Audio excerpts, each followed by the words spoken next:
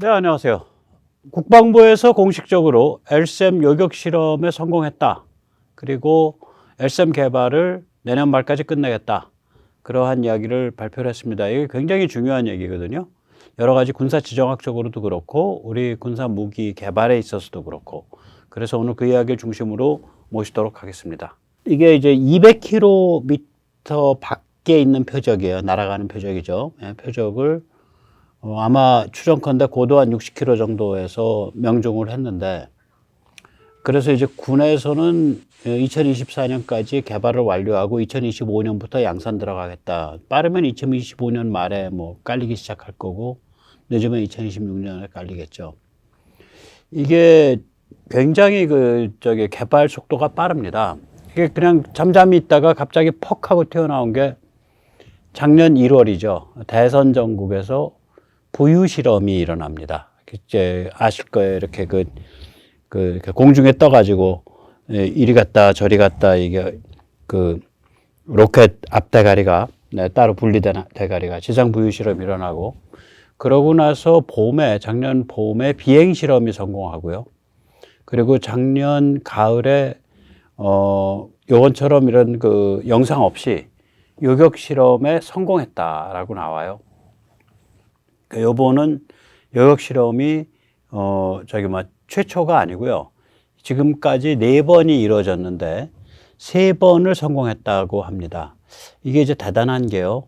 LSAM 같은 이런 요격 무기는 70% 이상 요격에 성공하면은 개발 성공으로 봅니다. 그러니까 내년 말까지 개발 끝내겠다는 얘기가 나오는데, 이게 아마 처음 실험이나 두 번째 실험 정도에서 실패하고 계속해서 성공하고 있는 거예요.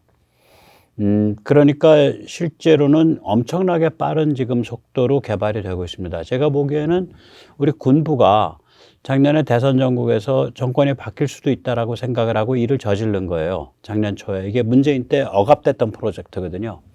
KTSSM도 똑같습니다. 문재인 때 양산이 억압됐다가 요번에 이제 양산하려고 품질 인증 사격 시험을 했죠. 제가 어저께 보여드린 거.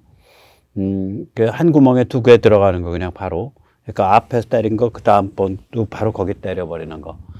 이게 무시무시한 그런 겁니다. LSAM 같은 게. 굉장히 최첨단이죠.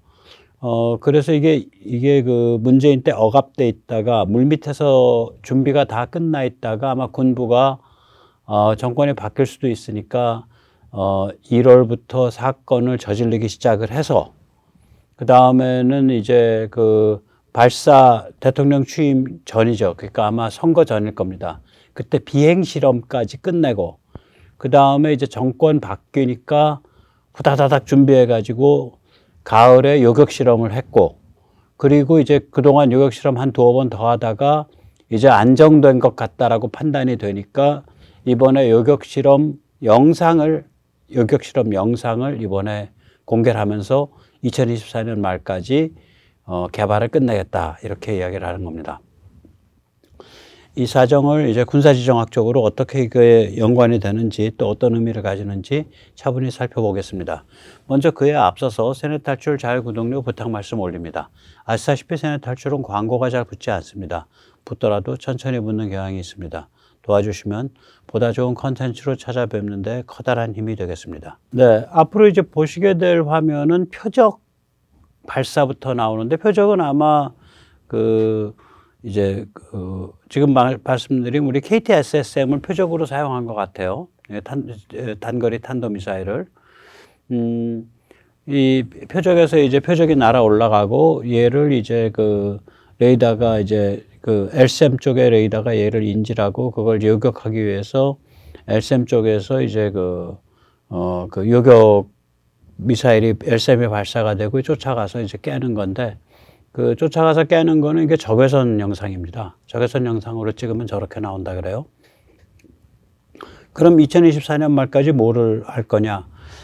보통 이제 미국 같으면은 이게 20번 조금 더 넘게, 23번 정도를 요격 실험을 한다 그래요. 그러니까 요격 실험이 계속 이어질 겁니다. 그래서 요격 실험 자체는 지금부터 굉장히 발빠르게 이루어질 거고요. 이게 이제 레이더랑 미사일로 이루어진 거잖아요. 그러니까 레이더 쪽에서는 이제 탄도탄을 그러니까 탐지하고 탄도를 계산하는 알고리즘이 계속 개선되겠죠. 그다음 미사일 쪽에서는 이제 통제소에서 받은 궤적으로 날아가다가 어느 단계가 되면은 미사일 자체의 그 시커로, 그러니까 이 탐지로 탄도탄을 인지를 딱 포착을 하고 쫓아간단 말이죠. 그러면 이제 감지, 추적, 명중 이렇게 이어지는 거죠. 그거랑 관계된 알고리즘이 계속 개선될 겁니다. 그래서 이게 지금 벌써 4차례인데 지금 4차례 가지고 75% 명중률 나왔다는 얘기는 무시무시한 명중률 나올 겁니다. 앞으로. 무시무시한 명중률 나와요. 그래서 이제 내년 말까지 아마 굉장히 좋은 물건이 완성이 될 텐데 얘 기술이 결국은 이 정도를 하면 그게 사드가 됐건 SM3 같은 그런 아주 고급진 그 요격 미사일이 됐건 사드도 굉장히 고급이죠. 고가죠. 그게 됐건 간에 결국은 전부 다 해낼 수 있다는 소리예요. 그 기술적 축적이 다 이루어지고 있다.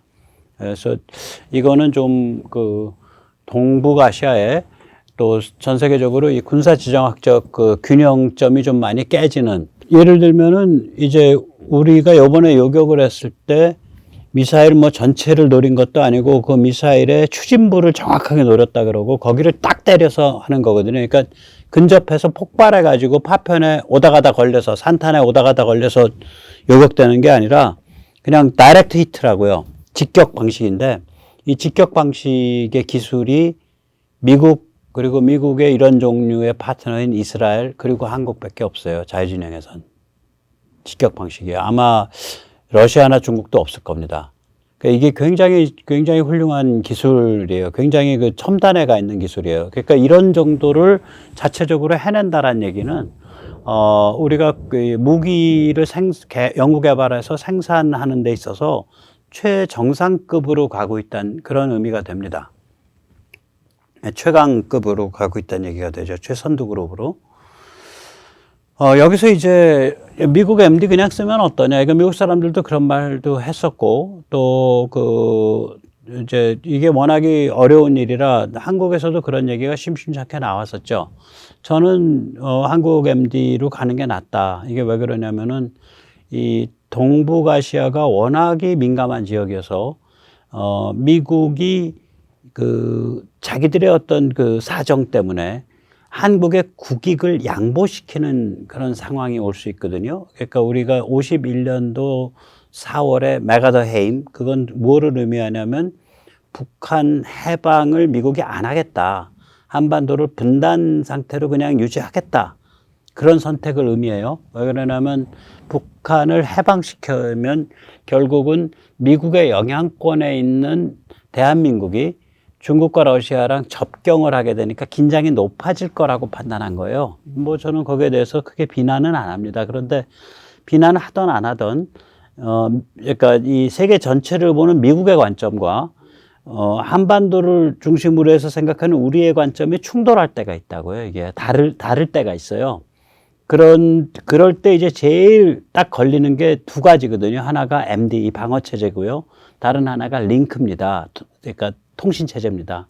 그래서 가능하면 이 둘은 우리가 그 자주국방을 가져가는 게 미국에 대해서 우리 발언권을 강화할 뿐만이 아니라 이걸 가져가게 되면 중국이 겁이 나서 우리를 함부로 못 건드려요. 왜냐면 잘못 건드렸다가는 쟤들 뚜껑 열려가지고 미국이 뜯어 말리든 안 뜯어 말리든 상관없이 그냥 손뿌리 치고서 중국이랑 같이 죽자고 덤비면 자기들 아주 골 아프잖아요. 깡패들이 원래 겁이 많거든요. 그래서 저는 MD는 우리가 자주국방으로 가져가야 된다. 그런 입장인데, 그러니까 항모 같은 건 전 반대하죠. 예, 또 원자력 잠수함 같은 경우도 이제 공격 원잠도 있으면 좋은데, 우리가 워낙에 서해나 이런 데가 천해여서 원자력 잠수함이 안 맞을 수도 있다. 그런 생각을 갖고 있고, 그래요. 그러나 이 MD와 이 링크, 소통 이런 것들은 그러니까 통신이요. 그거는 자주국방으로 가려고 우리가 발버둥 쳐봐야 된다. 이런 관점인데, 일단 이제 그런 군사지정학적인 전략적인 걸 떠나서 일단 물리적인 여건이 미국 그 MD 솔루션이 우리랑 잘 안 맞을 수가 있어요. 예를 들어서 사드 같은 경우에 우리가 사드 도입하려고 검토한 적이 있었습니다. 박근혜 정부 때.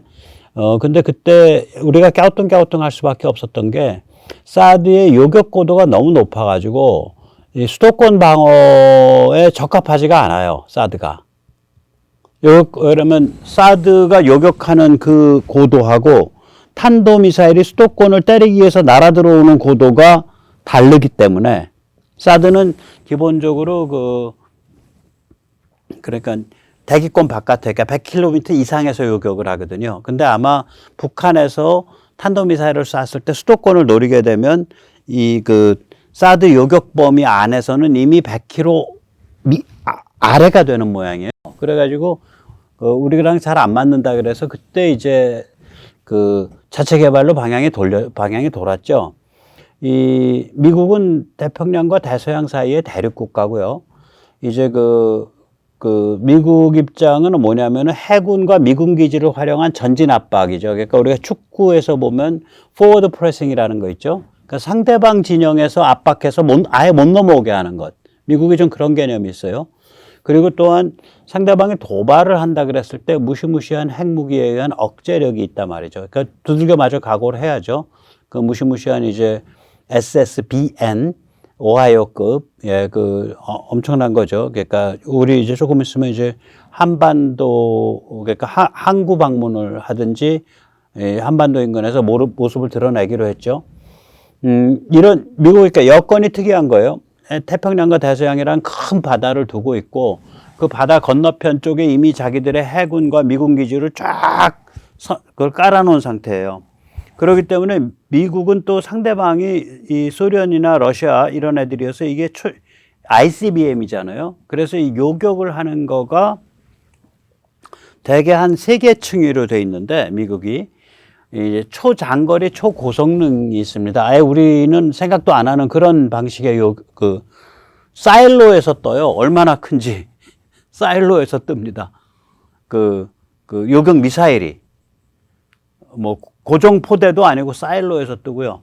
초장거리 초고성능 요격 미사일로 요격을 하는 그 층위가 하나 있고, 그 다음에 미국 입장에선 사드 정도도 로컬이에요. 사드가 사거리가 한 200km 조금 넘거든요. 그러니까 사드 정도도 로컬이 돼요. 그 다음에 저는 이걸 마이크로 로컬이라 그랬는데 탄도미사일 유격 범위가 한 30km 정도 돼요. 패트리어트는. 그러니까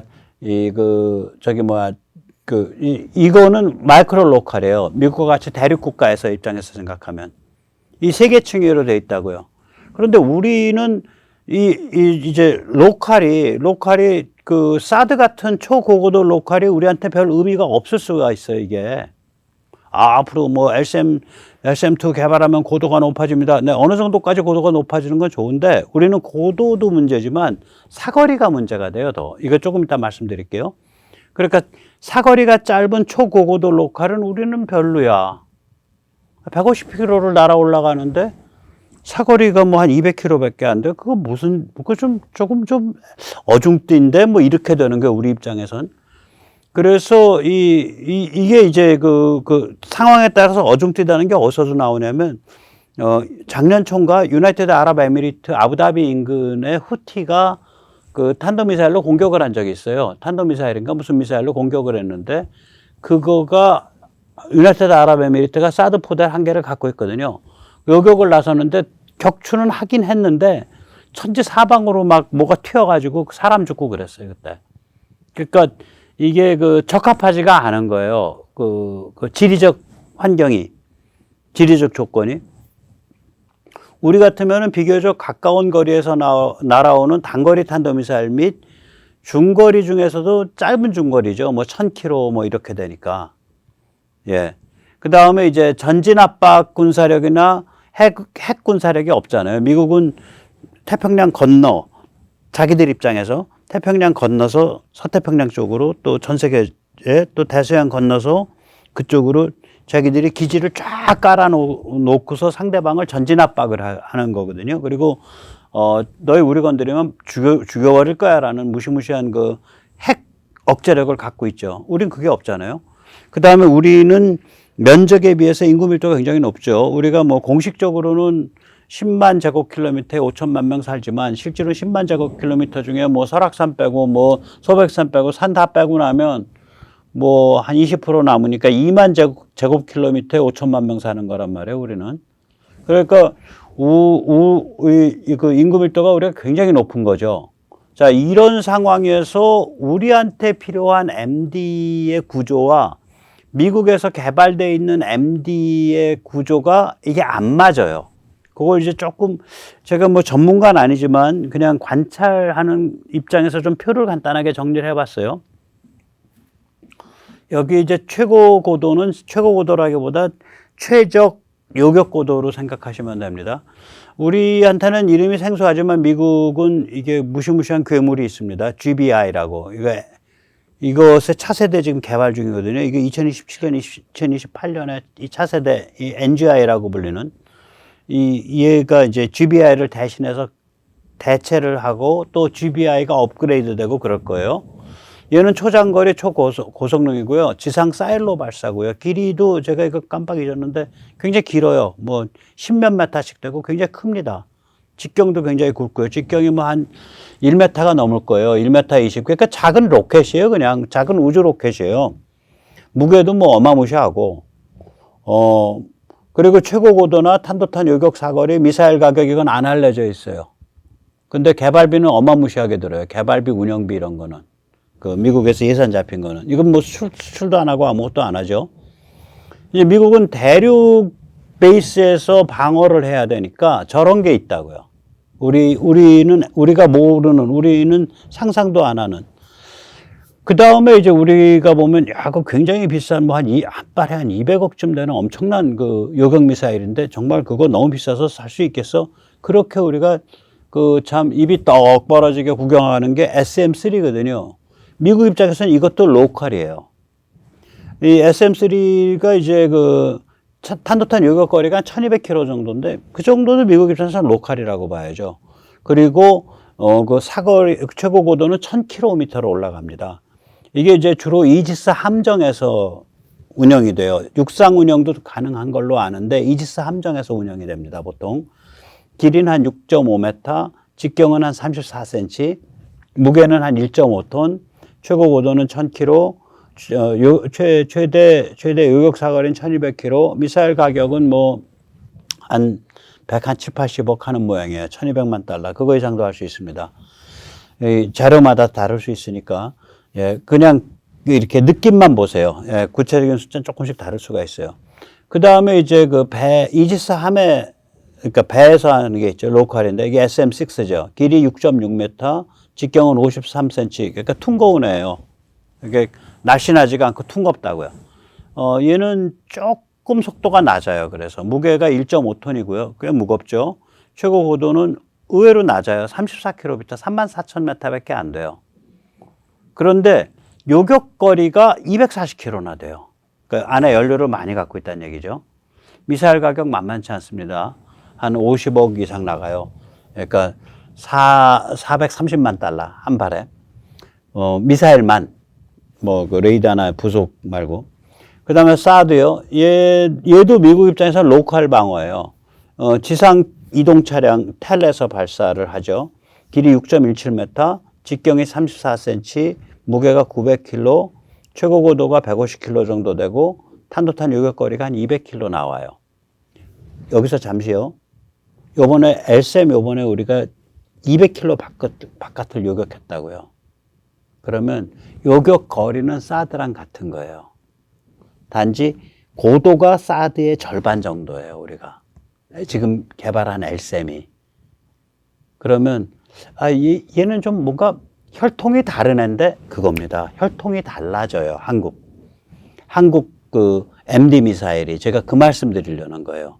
한국의 독특한 그런 독특하다기보다 한국적 지리적 환경. 우린 대립국가도 아니고, 우리는 뭐 어마무시한 함정으로 해서 또 기지로 해서 전진 배치를 해 있는 상태도 아니고 양쪽에 거대한 바다가 우리를 보호해 주는 것도 아니고 그래서 한국은 좀 다르다고 이게 그 환경이. 근데 대부분의 나라들이 미국보다는 한국에 가까울 거예요. 그래서 이거 개발해 두면 많이 팔아요.